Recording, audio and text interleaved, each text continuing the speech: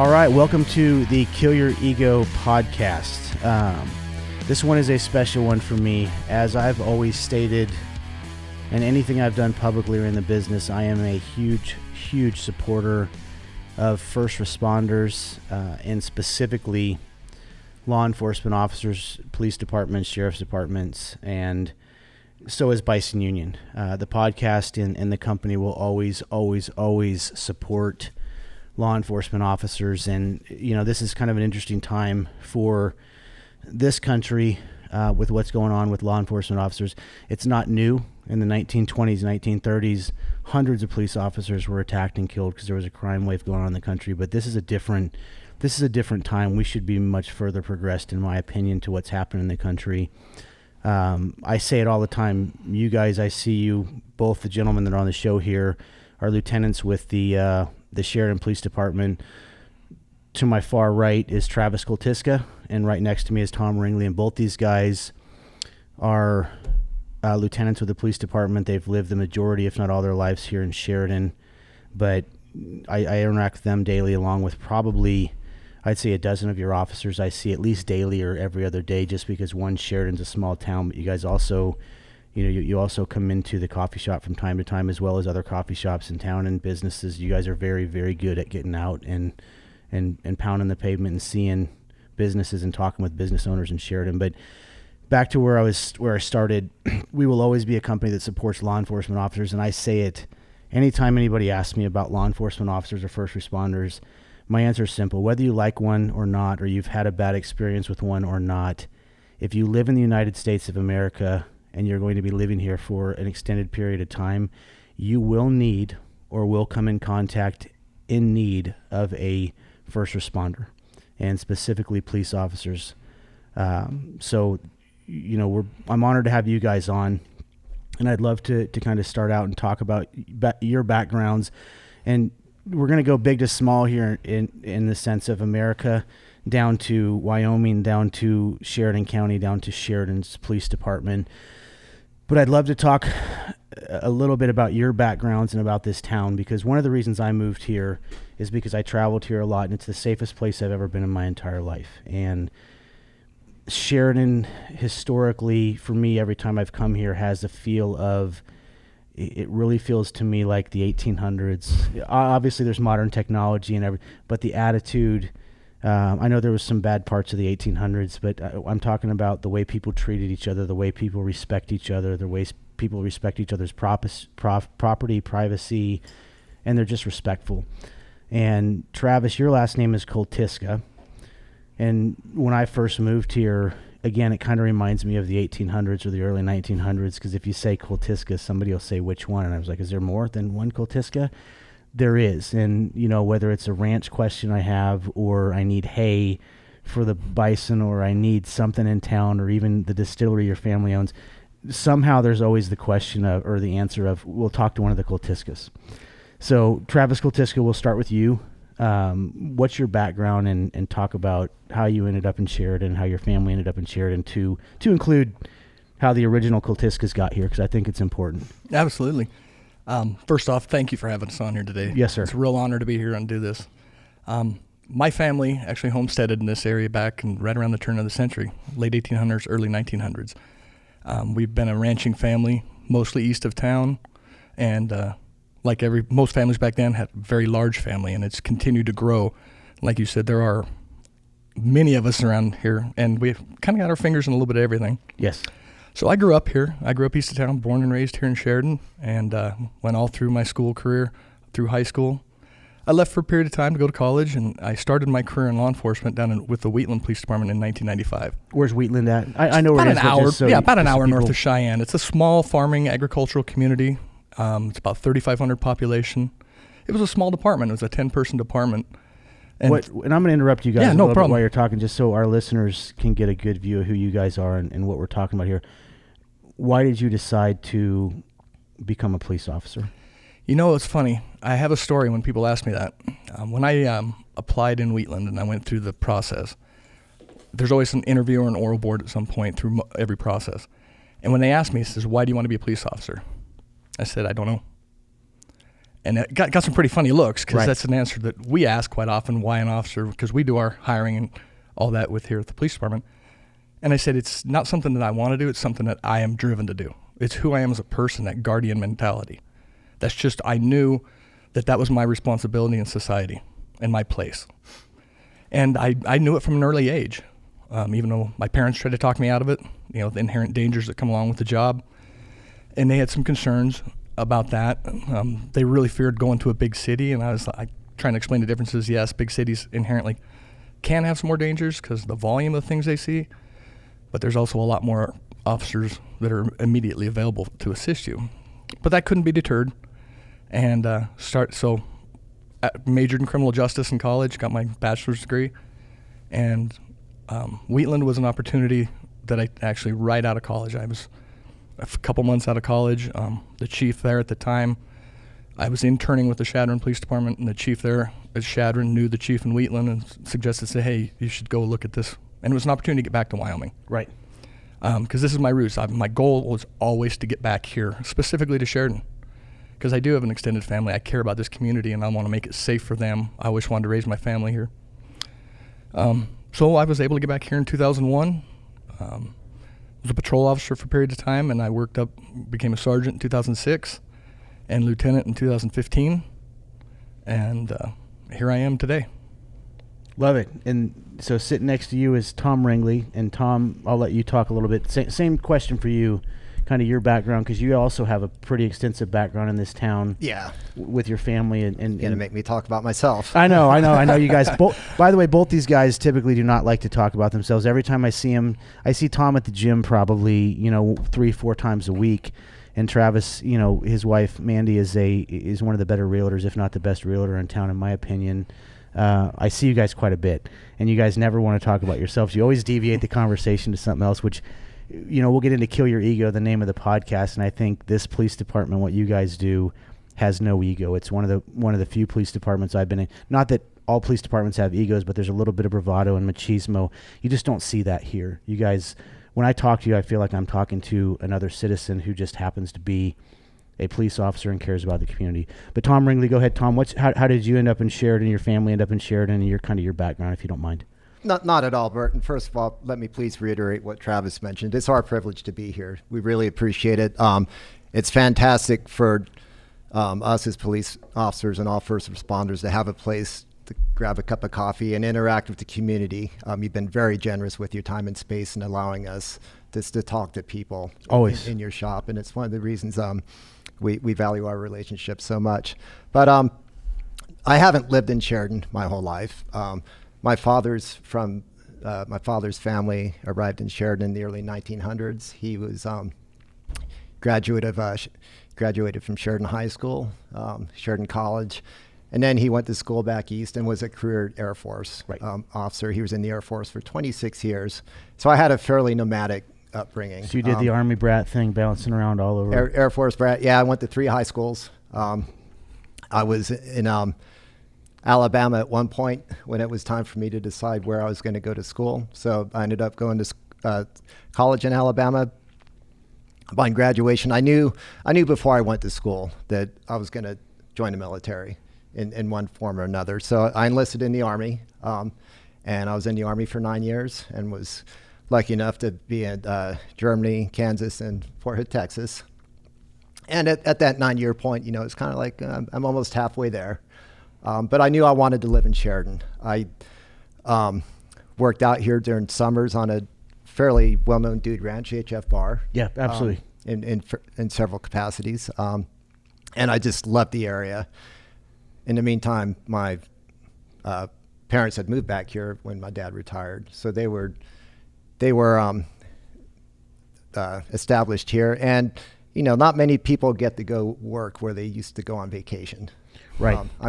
There have been many nights when I was like, I wish I was in Sheridan or fishing or just in Sheridan. Ranching, doing whatever, being in this area. Yes, it's a fantastic place.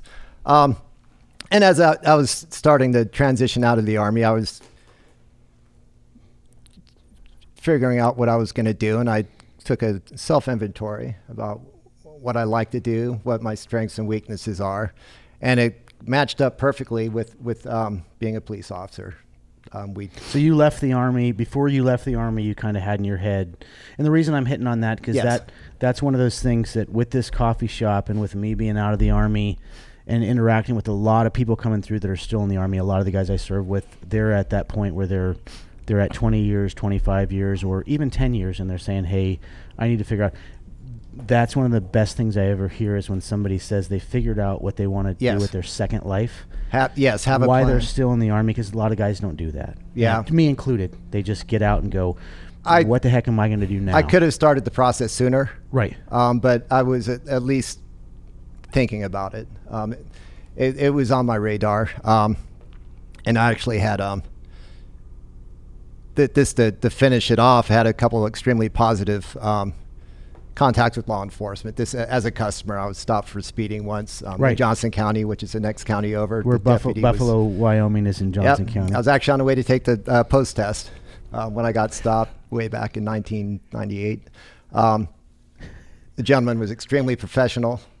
My thought was, if that's indicative of law enforcement in this area, then this confirms it's the right. Yeah, and that's the same experience in Johnson County as well. I haven't had many interactions. When I first moved here, I obviously live in a small town up in the mountains, and from my house it goes from 35 to 20 to 35 to 55 to 70 to 55 to 45 to 35 to 30 to 20 miles an hour or 30 miles an hour in town, and then you get to 20 when you get to the business district. So for me, coming from Texas and Utah where everything's just high, I got pulled over twice, once by a sheriff's deputy and then once by one of your guys, Jeremy Comet, and it was in that first week I had Utah plates and I was barreling through town on caffeine, 8 miles over. But the interaction was really, really great. And one of those times, I'll be honest with you, I was pissed off. I was fired up, like, man, I'm driving 3 miles an hour. Jeremy very politely said, you were actually going 38 miles an hour. And hey, we want, it was the best interaction that I've ever had with a police officer in my entire, all of them have been good with me. I've only had 2 tickets in my entire life in 26 years of driving, but it's the same experience I had with one of your officers, one of your patrol officers. Jeremy and I have since become good friends. He lives down the road from me, but he de-escalated the situation real quick, and then I realized I was being a turd. Like no other word for it. I was fired up. I was hungry, and I was speeding. But he de-escalated the whole situation and said, hey, I'm not going to give you a ticket today. I'm welcome to town. I'm a veteran as well. He knew I was a veteran and said, hey, I'm a veteran. If you ever need anything. Subsequently, we become friends. But sorry, I just stole your time there. But no, it's important. Same thing that we do represent ourselves professionally. So in 2000, I knew I had a little bit of a walkabout for a year and a half after I got out of the Army. I worked at the same dude ranch as this kind of a general hand one summer and then a fishing guide the next summer. I was lucky enough to be accepted by the Sheridan Police Department in October of '99, and I was hired in January of 2000. And coincidentally, I'm down in Douglas, Wyoming, where our academy is. And one day, freezing our behinds off on the range, this guy shows up as a guest firearms instructor while he was still at Wheatland PD. And by the way, Travis is a heck of a marksman with a pistol. Like it's fun to watch and hear stories about guys that shoot good. So he showed up as your actual firearms instructor. As a guest instructor. Cool. So I've known who he was almost as long as I've been in law enforcement. That's great. And to top that off, we're very close. Promoted to sergeant on the same day and promoted to lieutenant on the same day. Seriously. Yeah. And now I'm jumping ahead here. It's funny that you guys are telling this story and you're sitting next to each other. What's happening right now with the police department? Well, we recently because this is an interesting process for absolutely. me. Tom explained it to me, and then you did, and I had no clue that this is even that this was even a process that would happen. And I think it's a neat process. Yeah, no, absolutely. As most people here are aware, that our chief of police recently retired September 18th. Just last Friday, a week ago. Shout out to Rich Adrians. Yeah, absolutely. He was here for 10 years. He's the one that promoted us to lieutenants. We've worked very close with him for those last 5 and almost 6 years now. So that opens up the position of chief of police. So the Sheridan's actively looking for a chief of police. So the process is they've hired a company called Prothman Prothman Company, which is a national company. They represent and they're part of this process for a multitude of different fire, police, administration type jobs.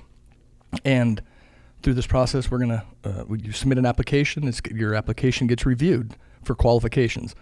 The standards, the police department, especially when you're talking to chief of police of an organization, education, training, and experience are very important in that line. The leadership aspect of it and having that ability to manage a department. So they look at your qualifications and the training you've had. Then at that point, they'll narrow down the candidate pool, for lack of a better term, to move into an interview process. And what I think is really great here is that's pretty standard for a lot of those positions. There's agencies across the country that do this. Large agencies will have professional companies do it. There's also agencies that don't. They just, whatever their hiring process is, there may not be such. But we're believers in processes because we've utilized that in our hiring right from the level. So having a process is what makes things not valid, but it gives you really an opportunity to evaluate somebody through every step of the way, not just one little. Some people interview really well, others don't. Some people have this, so having the total who that person is and getting all the information is really important. So what I think is really great here too is they are incorporating a community panel in the hiring process because we tell our the new candidates, it is as important for you to have, for us to evaluate you and to be a good fit for the department. It's just as important for you, vice versa, to feel good about this department. And so the same thing, with the police chief, there's a lot of interaction with the community. So really having that community fit's important. Having the ability to have a community that supports decisions and everybody knows the decisions we make aren't always the most popular ones. Right. That's just nature of the beast, unfortunately. Which you guys have obviously, and again, sorry for interrupting, but no, kind of the flow. You guys have obviously dealt with that here.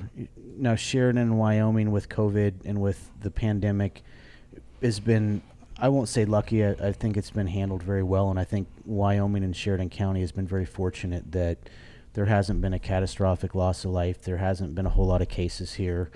And, I think part of that is because we're literally in one of the most remote parts of the lower 48, smack dab in the north center of the Midwest. But, I know there's been a little bit of that where, in the last year, I think you guys have had some interactions that weren't so popular because, again, Sheridan's a different town. If people say, I'm not going to wear a mask, it's hard to get people to comply because people here they tend to stick to themselves. They're private people, and people. There's not a whole lot of change here, which I love. Yeah, social distancing here is not a hard thing to do. No, so when you ask people to change their pattern of life here, that's been going on for 6-7 generations of homesteaders. People are very, very respectful. They're very private here, but they're also outgoing. And they're, again, I keep using the word respectful, but I know you guys have had a little bit of issues with that. How does that compare to the national level from other police officers you guys talk to? With all the national trends, not just COVID, but the huge social trends that are going on. Right. We everything comes to Sheridan. It's usually diluted a lot. We have the overwhelming support of the community, which we realize we can lose in a heartbeat. And we're very cognizant of maintaining our reputation and our relationship with the community. But as far as COVID goes, the fantastic thing about Sheridan is also can be a drawback. We are isolated, so we don't have a lot of resources. So it does fall upon the police department. Yeah, you guys do a lot of work. To check up on some of the COVID violations. They're all complaint driven. We're not going through businesses. Yeah, you said that much more eloquently than I did. Yeah. You guys, I think that's one of the things I noticed, that you guys aren't out pushing people based on mandates coming from other people. You wait until there's a complaint or there's an issue, not just a complaint, but there's an issue that is a public safety issue, and that you guys are watching the whole time. Yeah. But you kind of... And with everything, we start just with a telephone conversation. It's like, hey, we just wanted to remind you that there's a public health order, and here's what it says, and we'd be glad to provide you a copy. Right. And this being the fantastic place it is, that's almost always been enough. if push comes to shove to where it's just an outright ignoring of the public health order, then there is an option for citing, but our intent would be to meet with community stakeholders to make sure we're all on the same sheet of music. Right. But we're not going through business as being the COVID the COVID COVID police. For COVID police. Yeah. And not just COVID, but the other one is, I moved here for a reason. I wanted to import dollars from outside of because we're a national. Bison Union is not a national company, but we sell things on a national level. So I would say we are. We're not a huge company, but I wanted to move to a community that was safe, that was respectful, that was patriotic. By the way, this is one of the most patriotic cities I've ever lived in my entire life or ever visited. I know there's a lot of them in America, specifically in ag and rural America, but this town is one of the most patriotic places I've ever been in my life. And it's not an in-your-face patriotic. It's just a respect for all things that are good in America and your right to just be a productive, decent citizen and work and support law enforcement, support military. But there was a pretty good size. For Sheridan, Sheridan's got, 20,000 people? The population of the city limits is roughly about 18,000. And then countywide, you're probably 30,000? Yeah, about 30. And it's a pretty big county. There was a BLM, a Black Lives Matter march and protest. And I wouldn't say it was even a protest. It was more of a peaceful assembly. It was a march. And as a business owner on Main Street, it came right down Main Street. I was expecting, because it's Sheridan, I was expecting 50 to 100 people. There was a lot of people here. There were about 400. And for Sheridan, and the march came by the coffee shop, and I was out in front just sitting there. And I wasn't participating on one side or the other. I literally was just there to support Americans' rights on both sides to do what peacefully to voice your opinion. Well, and what's little known about that march, they were marching in support of local law enforcement too. They were. Which that was you took the words out of my mouth. I'm sorry. No, you're good. Yeah. I'm glad you said that was the other part of it, was that at the same time people were marching together and not just supporting two different sides. And I wouldn't say they're sides. They kind of are, and I think the media's pushed it to be sides, but there's two different voices there. And there was people together supporting both voices at the same exact time, saying, hey, you can support police officers and you can also support Black lives in America, or any life in America for that matter. But it was one of my more proud moments as a civilian and not in the military. I'm obviously very proud of my military service, but that was one of the most proud moments I've ever had in my life as a taxpayer and a citizen, to watch how smoothly that went for 3 or 4 hours. And the police were not right in the middle of the march at any point that I saw. You guys were a block off. You were watching, protesters were anyway. I don't want to spend too much time talking about it, but it's basically the same service we'd have for any parade. And that's where I was, that's what I was getting out of it, that if I by myself wanted to start my own peaceful protest or march, no matter what it is, I want to protest that dogs' rights, people's rights, whatever it is, ranchers' rights. You guys would have let me have a peaceful assembly in this town and walk right down Main Street, and you'd support it and block traffic. And you just don't see that a lot right now. And, and it's pretty special.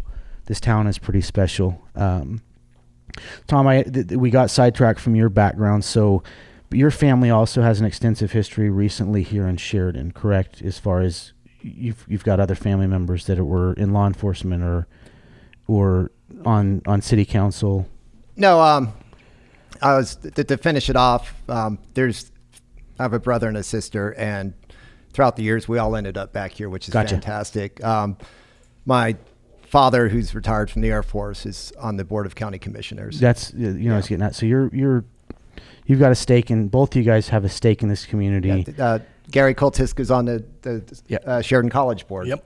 So, civic. It's just civic duty, both of it, and I think our families, they're doing it now, and it was just instilled to us. Yeah, and that's where I was kind of going, not to put you guys on the spot, but it's neat to see. And I know part of you guys being here today, which when I asked you guys to come on here, is a recruitment tool for us to get the word out, because I'll just jump right into it. there's a lot of police departments and police forces in the country that are being defunded, and people are mass exodus, pay's getting cut, funding's getting cut. You guys are in the opposite position right now. You're getting more funding, and you're also hiring more people, and that's one of the things. We'll get more into that, but the fact that you guys grew up here, partially, you've been spent the majority of your life here, you care about the community, and I think that is what America needs right now more than anything, is people to take pride in their own community. That doesn't mean keep people from moving here. That's the exact opposite when we talk about hiring people. You guys don't care if somebody's from Florida for wherever, but if there's somebody out there that's a veteran that's qualified, that's not just a veteran, that's qualified, that wants to be a police officer, you guys want to put an application in. And we'll kind of segue into that. You guys, and this, make no mistake about it, these guys came on, I asked them to come on. We had talked a little bit about the police force hiring. I've even actually talked to Travis and Tom both about applying for a job with the police department. But that process, you and I spent a good half an hour talking about the hiring process, but Sheridan Police Department is actively hiring right now, and I'll let one of you guys jump in and talk about how many people you're looking to hire, what type of people you're looking to hire, and then we'll get in this list of, because I think I didn't know. There's a few disqualifiers that I think are, they're disqualifiers, but they're not that. I think there's a lot of people out there that qualify to apply for a police job and they don't realize it, and they're like, well, I couldn't qualify, or I'm too old. I thought that. I'm 44 years old, and I thought, man, my short, fat old butts, I can't apply for a job with the police department. You said, oh no, you absolutely can. So I'll let you jump in and kind of talk about the recruiting process, and then one thing I'd love for you to talk about, both you guys, is from the minute you go on the website and put in an application to getting hired, if you make it through the interview and application process, how that works. Oh, absolutely. So, yeah, we are actively hiring. We have 3 positions that we're hiring for right now. We are an agency that a lot of people will ask the question, I don't have any experience. Is that going to eliminate me from the process? When you mean experience, too, when you say that? Previous law enforcement experience. Military, whatever, yeah. So to us, we can teach anybody how to be a police officer. We really can. We can provide them with the education, the skills, and the tools necessary to do the job. We hire for character here. We want the right person. And we oftentimes, Tom and I have had many conversations that we would rather go shorthanded, and our entire agency feels this way. We'd rather go shorthanded than hire the wrong person. Right. Because to us, it's important that the people that join our team exhibit the same characteristics that we exhibit and that we want the community to experience. Well, I don't want to put you on the spot, but in light of social events in the current, and you guys don't have to talk if you don't want to, what is the wrong person to be a police officer before we talk about what the right person is? In a nutshell, it's the person that just wants to arrest people, crack skulls, and exert power over other people to get themselves through the day. Which I think out of 800,000 sworn in law enforcement, that is a very, very small. It is very, very small portion of the population. But again, it's like social media. It's like the media itself. It's like any of the NFL. Pick a sport. The smaller minority that usually has a louder, more aggressive voice is they're louder. And they are, and they do more harm. They do way more harm. I've been in this line of work for over 25 years. Rodney King incident happened almost 30 years ago, and that a small portion of people doing something in our line of work incorrectly or with malice, with ill intent, it resonates, and the ripples get small when they get out to us this far out, but they're still there. I remember hearing times getting called Rodney King when I was arresting somebody. I'm like, I'm in Wheatland, Wyoming, 3,500 people. I've never been to LA, and it resonates out. So our goal here is, we want that character that understands that that's still going to happen, and there's still anything that happens that, it's always said, nobody hates a bad cop more than a good cop, and I will repeat that over and over and over. That's great. I've heard that for other but that's great. Nobody hates a bad cop more than a good cop. And again, 800,000 sworn officers, I think there's a lot more good cops Oh, absolutely. than bad. I mean, it's astronomically different. I think there's a way more good cops of all backgrounds, of all cultures. I think that's one of those things that's why I asked, what is who is the wrong person? And you summed it up in one sentence. Ego. It's just I think it's ego. And in a nutshell, on the polar opposite end is we need people with the service-oriented mindset that are coming, that want to serve the community for the greater good, and also in the process have an awesome job. And Sheridan's the epitome of that. The right person. Mm-hmm. Let's switch gears. The right person, I know, is the opposite of what you just said, but can you voice that? Can you vocalize that and put it into words? And anybody listening to this, I know a lot of veterans are listening to this, and I know a lot of people that have jobs, because you guys interact with me on social media daily, and I get more emails and DMs and even text messages from people, because I actively hand out my number here in the shop, that say, hey, I'm not happy in my place of life right now. I'm not happy. And not in a depressed way or a negative way. People are just like, man, I don't go to work every day feeling like, one, I'm making a difference for me, my family, my community. So those of you guys listening, there's an opportunity here to apply for a job with the police force in Sheridan. And I'm telling you right now, and people in Sheridan get super pissed off at me, excuse the language, when I keep promoting Sheridan, because they're like, hey, stop telling everybody. But it's honestly one of the best places I've ever been to, and it is the hands down best place I've ever lived in my life. We're sitting in a podcast studio on Main Street of a town with 20,000 people. And if we walked outside right now and walked half a block to the left or half a block to the right, we got a view of the Bighorn Mountains one way. And the other direction is a view of rolling hills and plains and sagebrush and almost desert-like for 150 miles the other direction until you get to Rapid City area.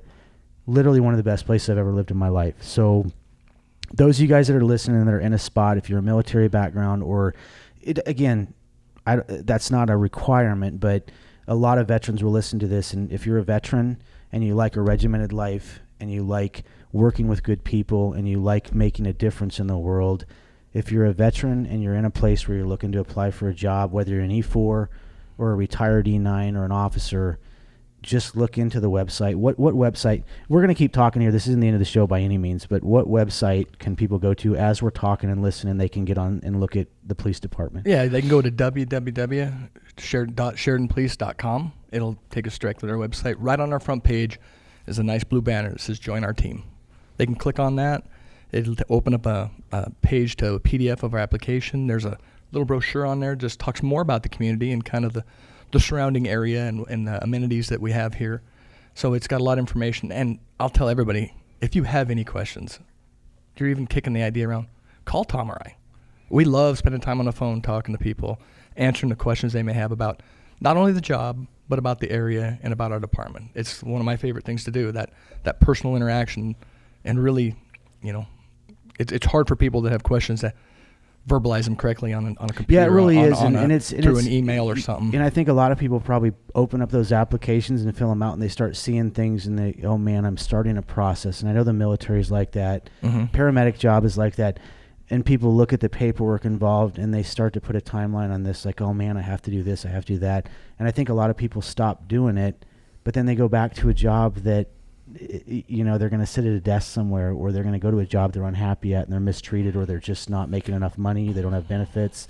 So go look at it, you guys. And if you have questions, ask these guys. We're going to keep talking. But one of the people, and I hate to talk about him because he's not in the room, but Jeremy, one of your patrol officers. We talk about Jeremy all day long. Yeah, Jeremy. So Jeremy's a veteran as well. And I won't say where he lives, but he lives in the same town I do. And again, when I see Jeremy, it's the epitome to me of the life that is pretty special for a police officer. He lives up in the mountains on a river and drives 28 miles to work every day with no traffic. Well, I was going to say, which takes 25 minutes. It takes 25 minutes because it's 70 miles an hour for 3/4 of that, and there's no traffic, and you're just driving with the mountains on one side of you. I was going to say that drive from that town to Sheridan, especially in the summer, is amazing. It's just great. It's right up there at the Paradise Valley in Montana. It is. It really is great. And it's, I drive in, you can't leave town or come to town angry or upset or even, in a negative light. I think you probably could. I can't do it.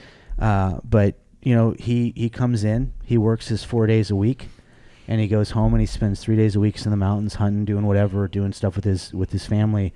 But he lives on a river, rock bottom river rolling in his backyard in the mountains, and he's a police officer, and he literally gets to separate two lives. He's got his police life and he's got his civilian life. But and Jim Stevens lives right next to me, another sheriff's deputy sheriff here. Same thing. Yep. Walks out his back door, and he's got a river in his backyard. He's up in the mountains, and he's a sheriff deputy and deputy sheriff, but that's the life here. And I don't need to sell Sheridan or the Bighorn Mountains or the police department, but I just want people listening that are sitting there listening to me, because I get your DMs and I get your text message and your emails about how you'd like a change in life. You don't have to move to Sheridan and be a rancher. You don't have to move to Sheridan and be a gas and oil guy. You could come here, get a police job. And this isn't just for men. I'm men-centric because my brain is focused on special operations in the military, and when I was in, it was only men. Mm-hmm. You guys, do you have women on the police department here? We would, actually, one of our best officers is a corporal, a female corporal, and we would strongly encourage women all women to apply. It's probably our biggest weakness demographically is we don't have enough female officers. No, and this town is I don't know the demographic men to women, but I think there's probably more women in Sheridan than there is men, maybe. I don't know, but that's one of the things I think, that's what I was going to ask. That's why I asked, because I see your officer who's a female, but if you're a female out there, same thing. If you're a veteran, if you've got a clean background, if you're not a felon, if you're not a drug user, if you've got a good record, again, like, this is a great place. And I think I'm not downplaying what you guys do, because I've actually witnessed a few pretty exciting moments. One of them was literally leaving here. I left work and I left the coffee shop I was roasting at 8 or 9 o'clock at night, and right on coffee, and traffic was stopped right in front of Ridley's grocery store, and Jeremy was actually the officer responding, and it got hairy real fast, and I was parked behind him. I stopped about 50 feet back because he had his flashers on and he was out, and it was, he had his hand on his service revolver or his service pistol, and I'm going, man, this is, I was getting amped up because my background in the military, right? And I'm going, okay, this could get squirrely pretty fast, and it did. There was no shots fired or anything, but Sheridan does have its. It does, and I think that's something we should definitely talk about. We've talked about how great we do have it, but we fully recognize that complacency kills. Yes, and we train to fight complacency on a monthly basis and every day in our shift brief. So Sheridan's a microcosm of society, maybe the better end of the spectrum, but still we do have our issues. So I don't want people to think that if you come be an officer with the Sheridan Police Department that it's all community outreach. We do a lot of that because the community allows us to. But because we do have a low crime rate, but we do, the old saying is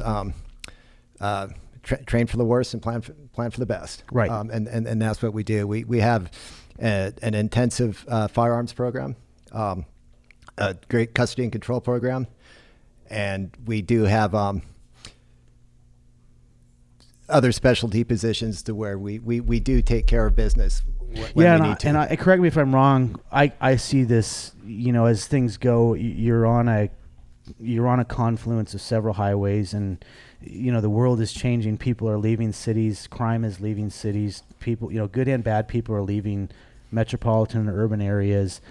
With that, I can see, and correct me if I'm wrong, but as the police department here in Sheridan grows, I think you'll probably have a narcotics team at some point. If you don't already have a team, you'll have, you guys already have a SWAT team in the sense that you have a rapid response team here in town. But I think your department's probably going to get more funding and grow as this town grows.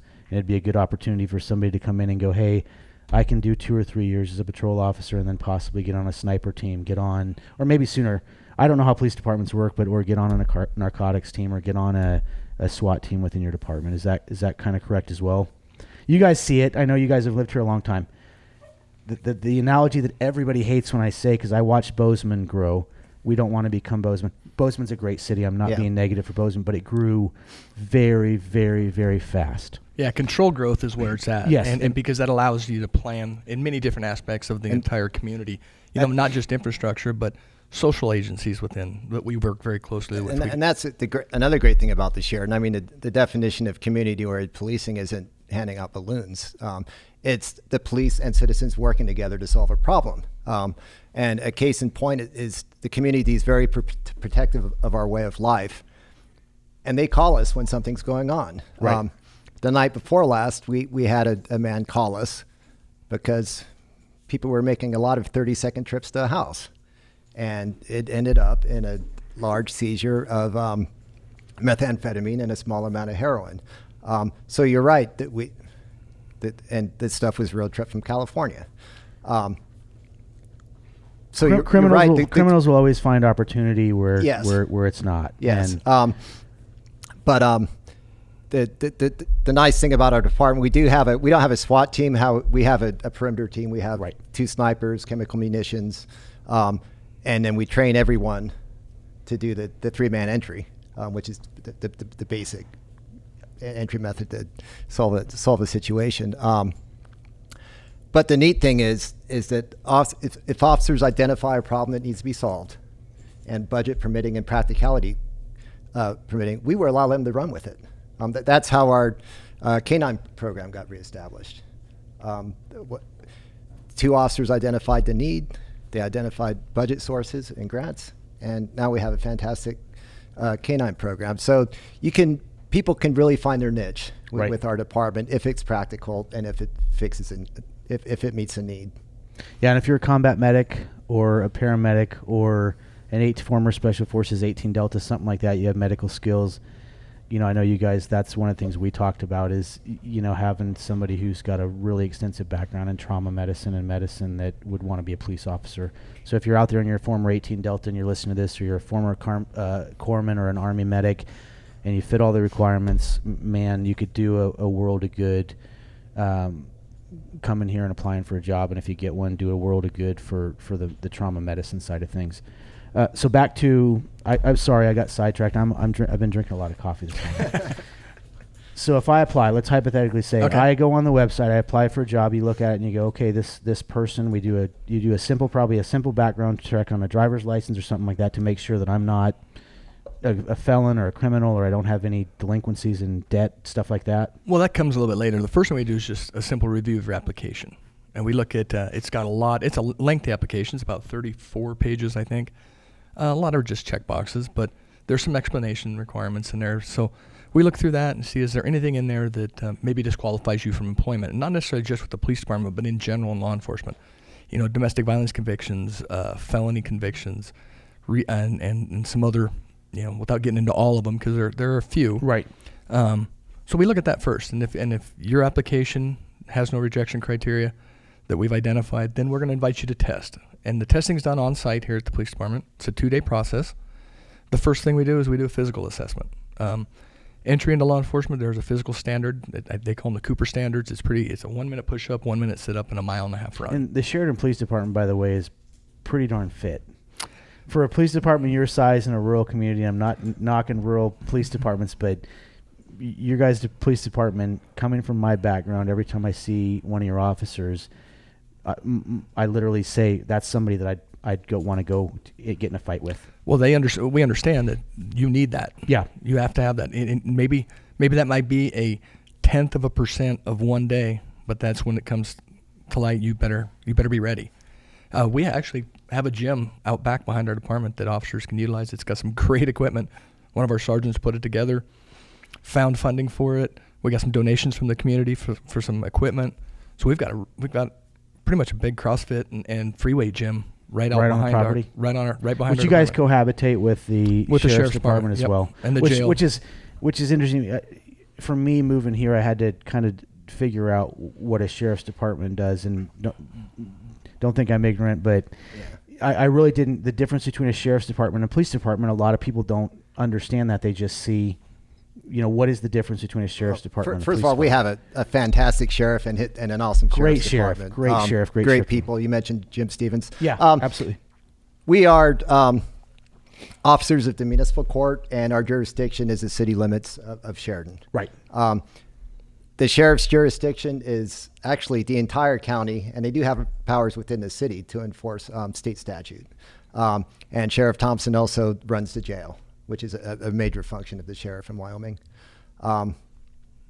If we are, they don't have the population in the county that we do have in the city. Like you said, there's 18 or 20,000 people in the city center, the city limits, and then outside of that, you probably have another 10,000. In a large county. And that area is a big county. It includes the mountains, it includes the Front Range, it includes... And they're everywhere from... I mean, their jurisdiction runs from almost 10,000 feet up into Bighorns all the way down to the Powder River in the southern part of the county. So and then you guys also interact because you're right next to a national forest. Jeremy and the law enforcement team, I interact with those guys quite a bit. You also, my point is, if you're a police officer, you're going to interact, like you might be up helping with forest fires or something going on with poachers and the bighorns out of hunting season. You might be in town working. It is crazy. I don't go anywhere, whether I'm up Red Grade, 45 miles up in the mountains or down here. It seems like there's a law enforcement officer not far anywhere. It's pretty impressive. So those guys handle the county, but they also do stuff in the city. But your guys' main function is there is a half-mile buffer area outside the city to where we can be proactive for state statute. But it's a team effort, and let's not forget Highway Patrol either. Nope, those guys, again, I interact with those guys. Captain Green and his guys are great. Fantastic. Absolutely awesome. It's one. I equate it to we're all in the same company, just different platoons. Right. We all have the same mission.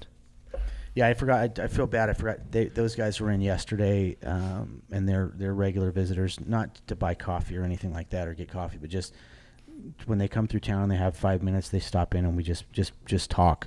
But again, I don't. Correct me if I'm wrong, but I don't think that's normal to have that kind of interaction with every agency of law enforcement. With every time I see one of you guys, if you're not actively working a problem, you're working with the community. I love it. Anyway, I'm getting sidetracked again. So fill out the application. There's no red flags. Everything on that is good. They come here for a 2-day test, which includes physical test. Was first one. PT test. Yep, PT. Then we go into a written assessment, which is a general knowledge and a small personality inventory on that. You successfully, and we're a civil service agency, which there's 6 agencies in the state of Wyoming that are civil service requiring proficiency standards for hiring too. So you meet the standards at each level, you can advance on to the next process. So if you pass the written, then we do an oral board. And I stress it's different than an interview. An oral board is where we're looking, without giving away too much, is we're really trying to evaluate your characteristics. The questions are based on character, on experience, and when you've had a chance to exhibit the traits we look for. You successfully complete that, that's when we get into the background. And the background is extensive, and it takes a little bit of time. We'll find out what your second grade teacher had to say about you. Were you a good kid, or did you have to sit next to the desk like I did when I was in second grade? That was me too. That was me, yeah. That's mostly because I talked. I talked, and I didn't want to. I'd rather have been outside in the woods, running around or doing something else. So you make it through our background. You're given a conditional offer of employment, and then you move into a psychological evaluation with a company that's specifically trained to do evaluations of law enforcement first responders. And then a polygraph and a medical, which is essentially a sports physical. All that, we give you a conditional offer, or we give you a start date at that time. It is lengthy. It takes a little bit of time. How long does that process typically take? Start to finish, it can go anywhere, and a lot of it depends on how quickly we're able to get information back. I mean, we have to have high school transcripts. We have to have, if you're married, marriage certificates, credit reports. There's a lot of different things that are required. So a lot of it depends on how fast we can get it back and how responsive references are. That's a big one, because we are going to call your employers. We're going to call people that know you, and we're going to try to say, okay, if I put you down as a reference and I'm applying, not only is my background investigator going to call you, they're going to say, who else could tell us something about them? Right. So that next level. A word about the backgrounds. We know life happens. Yeah. We want life experience, and life happens to everybody, to include both of us. What watches people on the backgrounds is what people don't tell us. If you tell us everything, we understand, but we need to know. But if we start finding out that they've had police called to their houses for something, and whether it's something high stakes or not. It's just a fact that and I think that's a you're not character giving us the issue. If information. somebody leaves information off, Absolutely. I think that says a lot. It- I think that really does. If you have nothing to hide, you have nothing to hide. And we tell them that from the start. Yep. Put everything on here. We'll find it, but it's explainable. Right. And we understand, like Tom said, we understand that that's going to happen. And No, it is. And a may lot have changes in contact. people's lives in 10 Absolutely. years, Absolutely. 8 years, 5 years. I know a lot changes. a lot of people when it got into law enforcement, they're like, I don't know how I pulled it off because I wasn't that kid growing up. I could probably have said that a couple times myself. Right. But so we know that. Just tell us. And because that's that integrity, that honesty issue. That's one of those things that you've got to have integrity in this line of work. It's a requirement of us, and it's a requirement of the career. And, it starts right there in the background. Gotcha. Okay. So then your background check is done. You get how does that work then if somebody passes that process? They go onto the polygraph, lifestyle, all that stuff. They pass. What's next? A quick interview with the chief of police and then a start date. And we move you into our training program. And we have a pretty good onboarding program with training. And it doesn't matter if you come with experience or not. Everybody's on equal footing at that time when it comes to how we do. You're going to be doing ride-alongs. You're going to be doing Absolutely. on-the-job training. You're also going to go to the academy. And is it called an academy? It is, and now people that come with previous experience within their certification period, if they don't have expired certifications, they can do what they call a challenge test in the state of Wyoming. It's a standard post test with I think there's 2 weeks of criminal law and procedure, 1 week of domestic violence and use of force that you have to go on site. But to be honest, the academy's moving a lot more stuff off site via Zoom with COVID. They've had to make some adaptations, but that's in Douglas. Your wages are paid the whole time. If you have to go the full 14 weeks, you get full wages and benefits from the police department while you're there. Your travel's paid for down there and back. We even provide you with a school car to take. You don't even have to take your own ride. Uniforms. When you come on here and they say, what do you need to buy? You need to buy your underclothing. That's it. That's it. Underwear and socks. Underwear, socks, and the T-shirt. That's it. Everything else was provided to you. And let's talk a little bit. I know it's different at different grades, different jobs, different statuses. But what does a police officer in, say, Sheridan County make? Well, the city of Sheridan, our starting wage is $22.62 per hour. Okay. The thing we tell people is really after you're off FTO and you're able to work, we have a large amount of grants that we tie into special events, national campaigns for whether it's impaired driving enforcement, seatbelt enforcement, or just something like the street dance that we have. There's tons of opportunity for overtime, grant funded and non-grant funded. Overtime will happen. We understand that. That's built into our budget. So a person can come here and they can. It's not uncommon to get 8 to 10% above that, just based off of putting in a little extra time. And that's full benefits. Everything across the board. Everything. And we don't pay Social Security here, which is a big draw too. So that a lot of places will do that. We have a 20-year pension, and you're vested after 4 years. That's a statewide pension that is solvent, thankfully, not unlike some other states. Our pension is good, and after you're vested, you actually buy service credits. So if you got somebody who's maybe they've got 5 years in a pension system in another state, and they decide they want to come here, and they get into the system after 4 years, they could take that out of that other state pension, buy 5 years of service credits here, and then they're 5 years closer to a 20-year retirement. Awesome. I'm looking through this list that we printed out too, because it's just, the process sounds pretty daunting, but I made it through. That's what I say when people talk about my background in the Army, which I don't talk too much about anymore, because there's other guys in the arena fighting. And we could care less about. We as soon as we seal a background, we forget. We do so many. There's nothing to worry about on a background as long as and that's I keep saying it, it's the honesty, and it's just and I've watched that happen where guys have gone in the Army to get a top secret clearance or something like that. You leave something out that's wouldn't have been an issue for you in the first place if you just disclosed it. But the minute you don't disclose it, it ruins your characteristic and makes you look like you're not an honest person. I would say that's our biggest disqualifier in a background. Is somebody leaving something out? Something as simple as, hey, I smoked marijuana one time 18 months ago.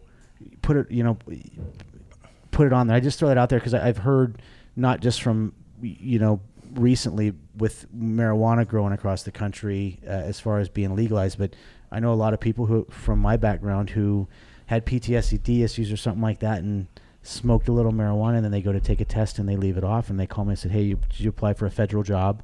I did, but I left it off, and when it came down to my polygraph test, I said, yeah, I've smoked marijuana, and if they would have put it on there, it probably wouldn't have been an issue.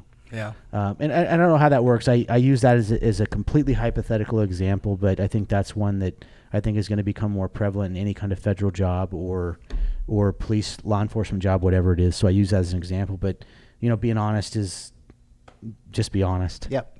One of the questions that I had was, we've talked about, because I asked you about applying for the police department here, can you maintain a life and have a second business? And, since I've been here, there's 4 people that do stuff for me that I could probably do, but I'm not good at. I'm not going to mix chemicals and spray my property, until I learn how to do it. But like Galloway from the fire department, if you're a civil servant here, or you're on the law enforcement, or you're a police officer or firefighter, you can have another job. Yes, you can. You can have an alternate income, whether it's being a fishing guide a couple days. Is that correct? You can do other stuff as well. It is. It's up to 20 hours a week. So you can work up to 20 hours a week at a second job. Yes.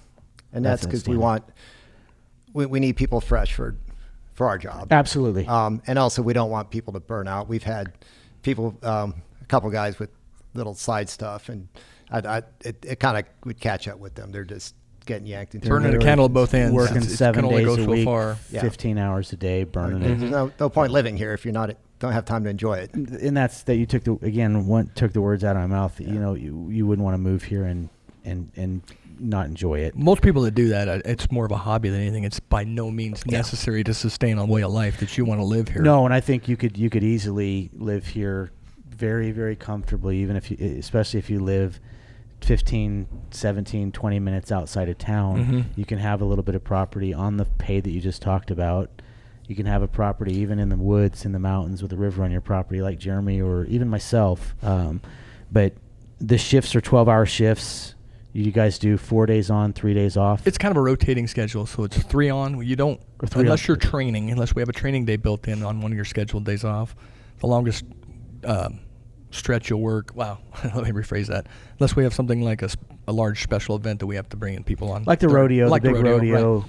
But for standard schedule, it's 3 days on, 3 days off, and it rotates in every 28 days. It's just there's 1 week in there where you have 2 days off, but there's also 1 week in there where your work week is only 2 days. And I'll stress that what's really cool about our schedule, you get 2 weekends, complete weekends a month, either a Friday, Saturday, Sunday, or a Saturday, Sunday, Monday. So it's kind of a family oriented, even though nights, 12 hours on nights, people are like, how's that conducive to family? You do have that opportunity, those 3 day stretches of the weekends to get away with your family and do things and enjoy. Yeah, and what you're doing out here. Again, it's a small town, and I'm out a lot during the week. I'm up in the mountains. I see your guys doing and girls doing more stuff than I ever did with a full-time job. Like, I'll be up in the mountains and see some of your, I'll bump into guys out hiking, hunting. I follow them on social media now and watch their lives, and it's a pretty darn good life. Like, it really is. Way of life is something here that's super important to us. It's important that that's how we want to live, but it's how we want everybody that joins us and the entire community to have that same. Our way of life is built into our mission. Yeah, you just hit it. I don't think it's just your department. I think everybody in this county wants everybody to enjoy their life. Absolutely. Like it's I've never seen it before. That's one of the reasons I moved here. And PJ Tridy, there's the reason that I started coming here doing business. He told me that. He said, hey, when you start coming here, you're going to end up falling in love and you're going to move here. Everybody always does if you come here extendedly. But that's one of the things, like, people enjoy their lives here and they value and respect each other, and it's one of the happiest. I don't want to sound like a hippie, but it's one of the it's a conservative town by nature, but it's one of the happiest towns I've ever seen in my entire life. Well, it's because, and when I say conservative, I don't mean in politics. I mean in values. But typically people are more private there, and this is a private town. You can be anything you want to be, though. You can. I mean, if you look at your location, you came here and you wanted to have a coffee shop and you made it happen. There's a top rate fly shop across the street. Yes. There's boutique stores that people wanted to start. We've had people that moved here because they want to be police officers. It's like you can invent yourself here. You really can. You can start any business you want here. And I'm glad you said that, because if you're listening and you have a spouse and you want to move here and apply for the police department, be a police officer, your spouse, whether it's a male or female, whatever, doesn't matter. It could start any business they want in this town. And, this town is, needs businesses and is growing, and it's growing in the right way. But it is a happy town. And the beauty for me with us owning a coffee shop is it's remarkable in the sense that, a police officer will come in 1 minute, and then somebody who has a B next to their bank account will come in the next minute, and you just have no clue. There's no difference in how they act. Nobody says, somebody would have to point out to me, hey, you know who that is? And it doesn't happen often because people just don't do that here. Right. But every now and then somebody will go, hey, the guy that just came in and got your coffee and loves your coffee is a billionaire with a B. So one of the largest ranchers historically, their family had been here right along the foot of the Bighorns. The matriarch of that family drove like a 59 Dodge step-side truck. I've heard just many stories about him, and I wish I would have met the guy. Going down the road, well, his wife I knew, but going down the road, you had no clue. I mean, you absolutely no clue. No, people said he would just come into town, but you still see that. People obviously are traveling here more often, but, I had one morning, I'm getting sidetracked here, but I had one morning that it was 7 o'clock in the morning last year after we opened, and 4 NHL hockey team owners came into the shop because they were here in town. They have an annual meeting up in the mountains here at a cabin. They go to the same cabin every year, and they don't come in. They flew in on, private jets. But other than that, they were just, again, that's the beauty of Sheridan. It's not, I'm not knocking any of these other towns, but it's not Aspen. It's not Jackson Hole. It still has a feel of small town, rural America, and it doesn't matter who you are here. You can do it. Tom, you hit the nail on the head. You can do anything you want here. Changing gears here, we just talked about the hiring process, and you guys are actively hiring. What is your advice to somebody like me in this day and age as in regard to interacting with a police officer? Does that make sense what I'm saying? Right now is a very volatile time in America, and I think as a citizen, it's both people's jobs. One, police officers should absolutely respect taxpayers. But I also think that there should be some certain, and it's on my shirt, I preach it, respect goes both ways.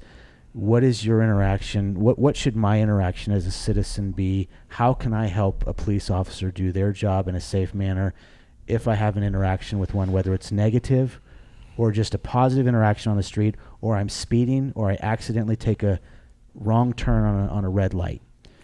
So I guess understanding and mutual understanding. We understand, that what you did that makes us initiate this interaction may not have been willful or wanton, so to speak. It wasn't with any malicious intent. When you're talking about a traffic violation, anyway, or anything. But understanding that we're going to go there. We are going to. Our job is to just investigate and to determine facts. So we're going to ask questions and understand that with this national trend, we may be on a little heightened sense of awareness. That's why I brought up the question, because there is a tension. There could be. Now, I think Tom said earlier, complacency kills. It totally does. So I don't want to say we're less. I don't want the right word not being on edge. We're not complacent by any means, but at the same time, we understand that we're a little more isolated away from some of those things, but we're still going to be ready in case something bad happens, because I taught officer survival at the academy for several years and showed what is officer survival? It's mindset training. It's more than anything, it's mindset. Tactics aside, skills aside, it's your mindset and how you approach it, and it's just being vigilant and prepared and ready for that worst case scenario, but planning for the best. And trust me, I can speak for myself here and probably several other officers. The times that I did have something occur that I might have contributed to that in my start of my career, just on how I approached it with the wording and what I said. With a little bit of ego. Yeah, absolutely. It's this job is a job that you're granted a lot of power. I mean, we're granted the power to take people's civil liberties away for a short period of time through arrest.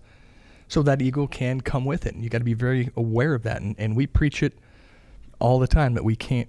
That's just not. There's no place for that in this job.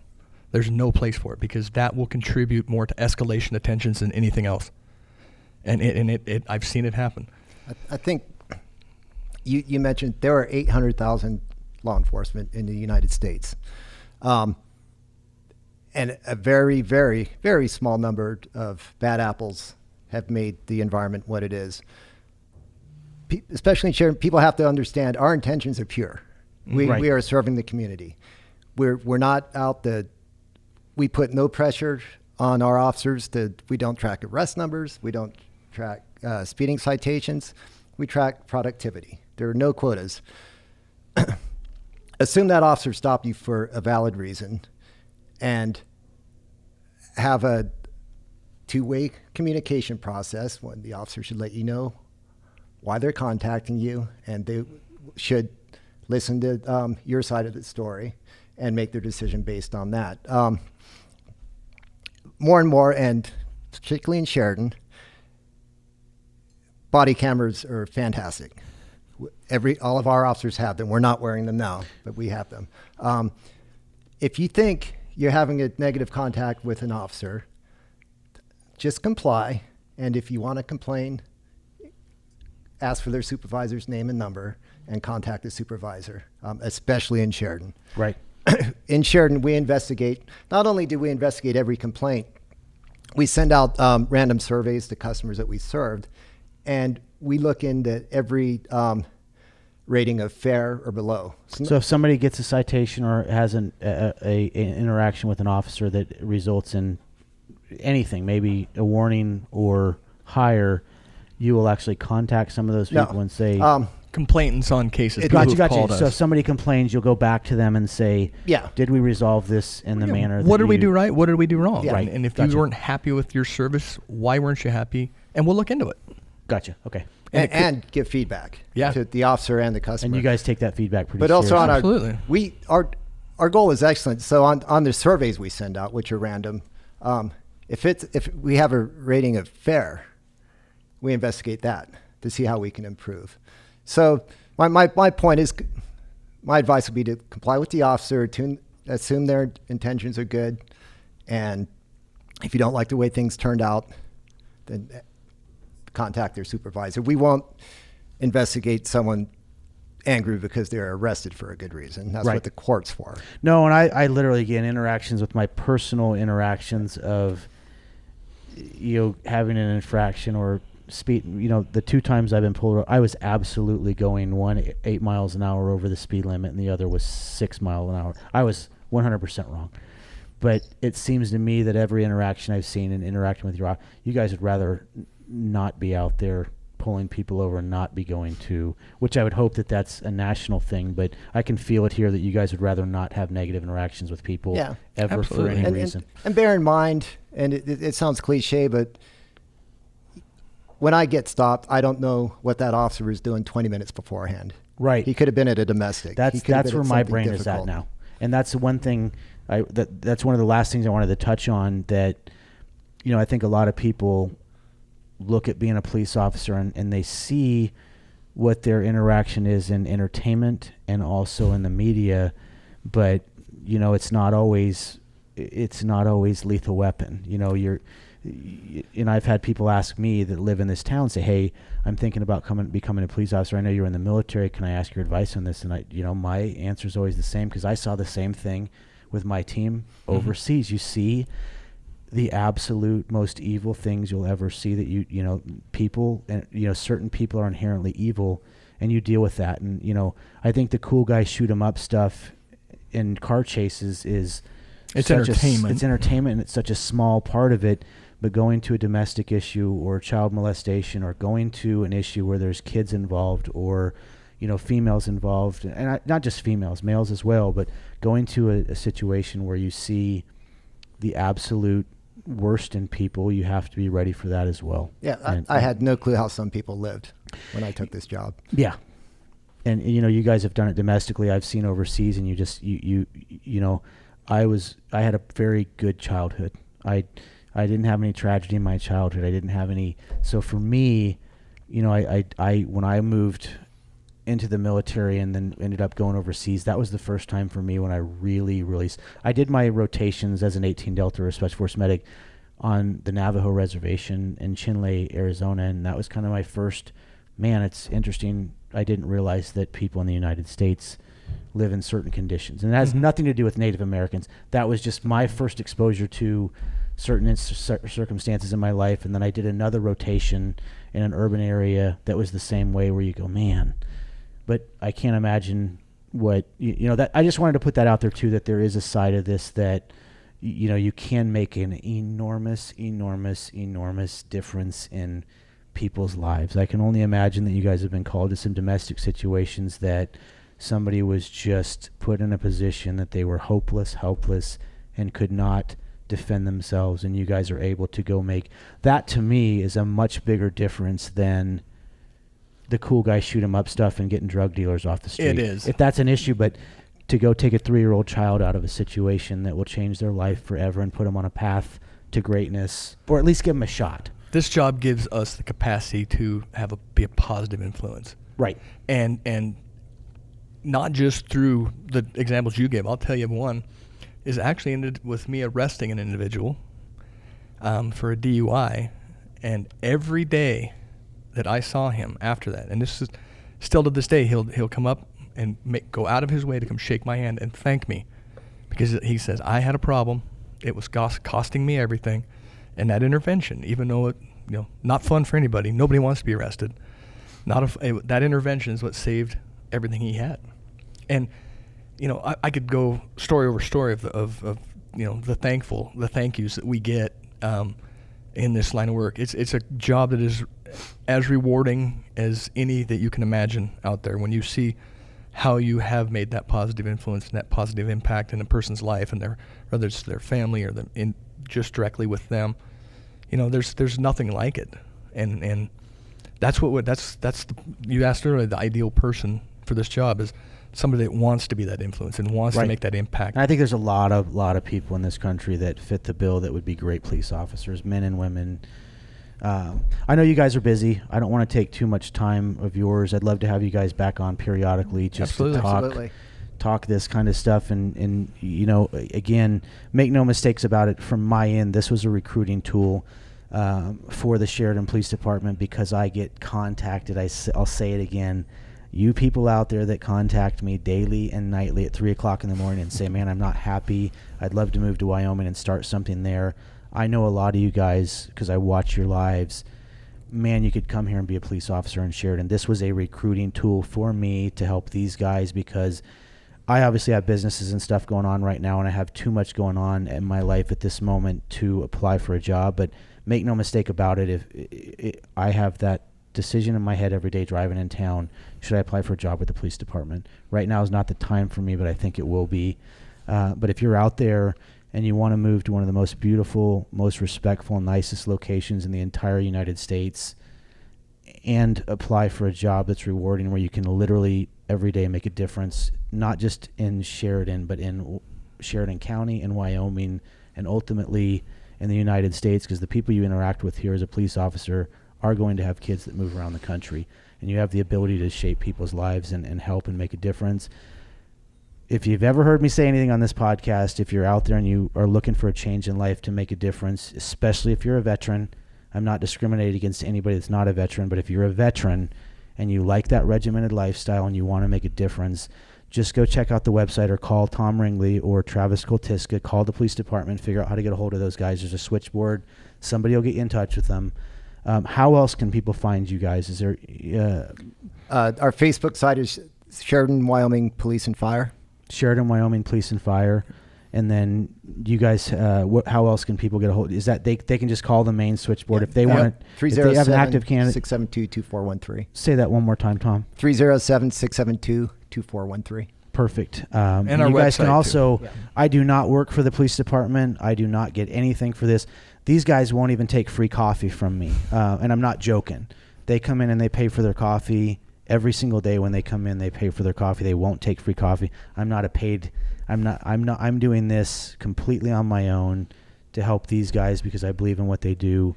And I can't say it enough. If you're out there and you're looking for a change in life and want to make a difference, just go look at Sheridan Police Department, and also get online and look at the Bighorn Mountains in Sheridan and Sheridan County. You can go to. It's one of the Visit Sheridan, and the Sheridan Travel and Tourism is run by one of the best people I've ever met in my life, Sean Parker. Again, I don't work for Sean. I don't work for Sheridan. I actually don't want you guys to move here, but I know people are going to move here, so I want to influence good people to move here. Go check out Sheridan, Wyoming, and Travel and Tours. You can go on Instagram. It's Visit Sheridan. And I think those guys, too, would even put you in touch with anybody you need to. We know Sean really well. We work hand in hand. So great guy. But lastly, thank you guys for what you do every single day. Candace, our whole team, everything we do with our businesses, my business partners, we will 100% never, ever, ever take you guys for granted. And thank you for providing the blanket of freedom that we sleep under every night. Again, I know that I go home every night safe, that if something happens, whether it's a fire or worse, that you guys are going to be there, and you're going to be there within minutes, and it's going to be, I can't thank you guys enough. This is the safest, nicest place I've ever Thank you, lived in my and life. thank you, viewers, for your service. Absolutely. Appreciate it, guys. Again, Travis Koltiska, Tom Ringley with the Sheridan Police Department. You guys can also, where I was going, I forgot, I don't work for these guys. I have nothing to do with the city other than I'm a taxpayer here. But you guys can also contact me 24 hours a day. I'm easy to get a hold of. You guys know that. If you have questions about the police department or want me to put you in touch with these guys, please get a hold of me as well. As always, it's a good day to be alive. Don't mess it up. I toned that down today. I was going to say, that's another what you say, Bert. I toned that down a little bit today. And for the three of us, tell your dogs we said hi. Have a good day.